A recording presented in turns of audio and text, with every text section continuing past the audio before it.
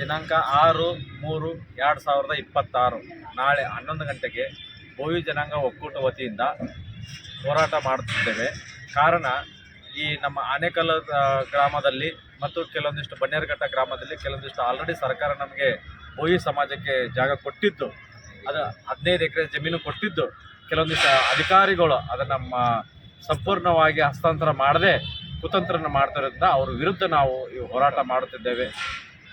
ದಯವಿಟ್ಟು ಈ ಹೋರಾಟದಲ್ಲಿ ಈ 15 ಎಕರೆ ಜಮೀನಿನಲ್ಲಿ ನಮ್ಮ ಬೋವಿ ಸಮಾಜ ಸಾಕಷ್ಟು ಜನರು ಅರ್ಜಿಗಳನ್ನು ಸಲ್ಲಿಸಿರ್ತಾರೆ. ಆ ಎಲ್ಲ ಕುಟುಂಬ ಸಮೇತ ಎಲ್ಲ ಸಮಾಜ ಬಾಂಧವರು ಬರಬೇಕಾಗಿ ತಮ್ಮಲ್ಲಿ ಕಳಕಳಿ ಮನವಿ. ನಮಸ್ಕಾರ. ಬೋವಿ ಜನಾಂಗ ಒಕ್ಕೂಟ ಸದಸ್ಯರಿಗೆ ವಿಷಯ ಏನಪ್ಪ ಅಂದರೆ, ನಾಳೆ ನಾವೆಲ್ಲರೂ ಹೋರಾಟ ಹಮ್ಮಿಕೊಳ್ಬೇಕಂತ ಹಿಂದೆ ನಾವು ಒಂದು ಪೂರ್ವಭಾವಿ ಸಭೆ ಹಮ್ಮಿಕೊಂಡಿದ್ದೀವಿ. ಗುರಪ್ಪ ಸ್ವಾಮಿ ಮತ್ತು ಯಲ್ಲಮ್ಮ ದೇವಸ್ಥಾನದಲ್ಲಿ ಹಮ್ಮಿಕೊಂಡಿದ್ದೀವಿ. ಡೇಟ್ ಮುಂದೆ ಬರೋ ದಿನಗಳಲ್ಲಿ ತಿಳಿಸ್ತೀವಿ ಅಂತ ಹೇಳಿದ್ದೀವಿ. ಈಗಾಗಲೇ ಎಲ್ಲರೂ ತಿಳಿಸಿದ್ದೀವಿ. ಮತ್ತು ಸರ್ಕಾರ ಕಡೆಯಿಂದ ಮತ್ತು ಪೊಲೀಸ್ ಇಲಾಖೆ ವತಿಯಿಂದ ನಮಗೆ ಪರ್ಮಿಷನ್ ಸಿಕ್ಕಿದೆ. ಯಾತಕ್ಕೋಸ್ಕರ ಪರ್ಮಿಷನ್ ಸಿಕ್ಕಿದೆ ಅಂದರೆ, ನಮ್ಮ ಸೌಲಭ್ಯವನ್ನು ಪಡ್ಕೊಳ್ಳೋಕ್ಕೆ ಪರ್ಮಿಷನ್ ಸಿಕ್ಕಿದೆ. ದಯವಿಟ್ಟು ನಿವೇಶನ ಯಾರ್ಯಾರು ಅರ್ಜಿ ಸಲ್ಲಿಸಿದ್ರ ಗಂಡ ಹೆಂಡತಿ ಮಕ್ಕಳು ಜೊತೆ ತಪ್ಪದೇ ಬರಬೇಕು.